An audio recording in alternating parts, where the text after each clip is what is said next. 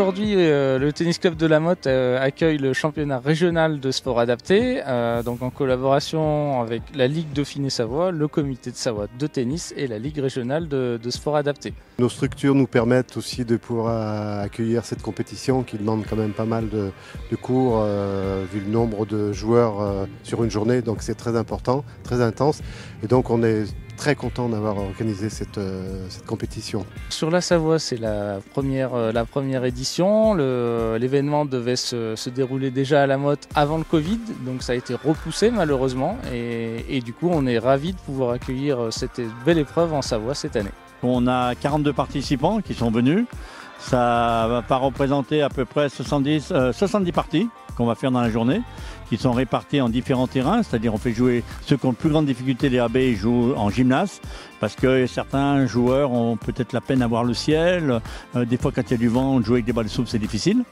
Après on a une catégorie des BC, un BC de deuxième niveau, qui jouent avec des balles intermédiaires, on les a fait jouer en couvert, comme ça ils sont moins perturbés.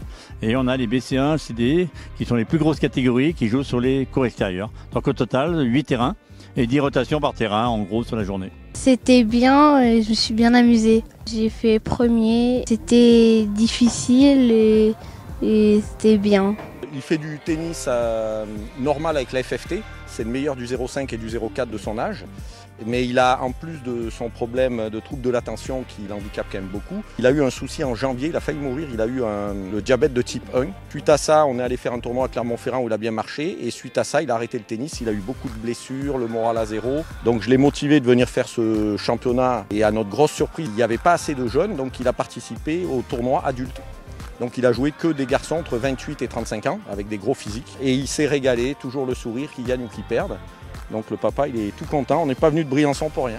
Et puis dès que le diabète sera stabilisé, il rattaquera le tennis, un peu plus compétition et voilà. Je suis parti de handicapé GESM 21. C'est différent des ans. J'ai fait beaucoup de compétitions cette année. Bah, ça fait au moins 3 matchs pour l'instant. Et là, j'ai un match perdu 4e, mais c'est pas grave. On verra tout à l'heure la suite. Clément, on se connaît depuis qu'on est tout petit. Bon, il est plus grand que moi, pas en taille, hein, mais il est plus grand que moi en âge et on se connaît depuis tout petit. Ouais. On a joué souvent ensemble au club sur Domaine et sur Grenoble et on se connaît, on se voit sur les tournois un peu. Donc ouais, c'est une belle expérience. Ça me fait plaisir de voir Clément aujourd'hui et de l'avoir arbitré aussi. Je suis venu ici pour aider, faire l'arbitre pour ce tournoi de tennis adapté. J'ai pas spécialement de formation, mais justement ce matin on a été bien briefé et donc on a été envoyé par binôme sur les terrains pour arbitrer les matchs. Qui joue avec les règles du tennis. La seule chose qu'on va faire, c'est qu'on va demander d'être un peu plus, on va dire, souple. Par exemple, sur les fautes de pied, s'il passe un petit peu plus de temps au changement de côté. Et dans les catégories qui sont plus en difficulté, AB ou les BC, il faut les aider. C'est-à-dire on met quelqu'un qui va bien leur rappeler de quel côté ils doivent servir et ainsi de suite. C'est pour ça que pour ces catégories, on joue en format plus court. On joue en 15 points, d'autres on joue en 4 jeux pour qu'ils aient le temps de la concentration sur le court et on leur laisse la durée d'un match de repos entre 2 matchs. Donc depuis 6 ans, on monte des actions de loisirs en collaboration. Donc on a commencé avec des journées interétablissements avec les établissements spécialisés du département. Et puis petit à petit, on a apporté aussi les challenges. Donc on fait plusieurs rencontres sur la saison afin d'avoir une certaine progressivité. Et puis petit à petit, on a voulu monter aussi au niveau compétitif, qui est toutes les différentes pratiques qui puissent être proposées sur le département. Et pour l'instant, nous n'avons pas de compétition départementale puisque nous n'avions pas de joueurs. On n'a pas assez de joueurs. Voilà, mais c'est notre objectif. Voilà. Et l'année prochaine, on a déjà des candidats pour le futur régional.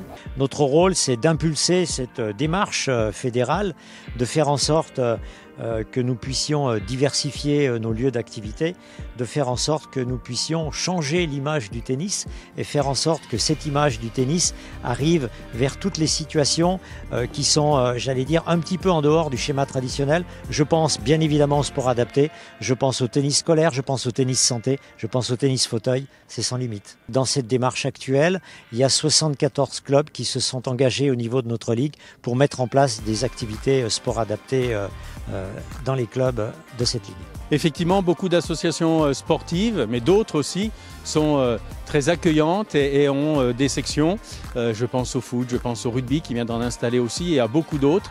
Et le tennis club a été parmi les tout premiers et on en a aujourd'hui, en ce merveilleux jour de printemps, presque d'été, une parfaite illustration avec des sportifs qui se sont affrontés, qui ont eu de beaux matchs et puis une très belle récompense. Ça a été leur sourire quand on leur a remis les prix. Nous sommes en tant qu'NJ en tout cas très fiers d'accompagner le tennis au niveau national et international. Nous sommes notamment partenaires du tennis féminin depuis 30 ans. Nous sommes aussi sponsors de Roland Garros. Et au-delà de ce tournoi là qui se passe aujourd'hui sur la mode Servolex, on va pousser tout ce qui va être tennis inclusif via notamment l'achat de tennis fauteuil et via aussi le développement de formations adaptées pour les enfants porteurs de troubles autistiques. Donc c'est vraiment une démarche de fond pour nous et très, très importante pour l'ensemble du groupe NJ. Chaque niveau de performance est important, chacun le sien. Et il n'y a pas que l'aspect compétitif, il y a tout ce qui va autour.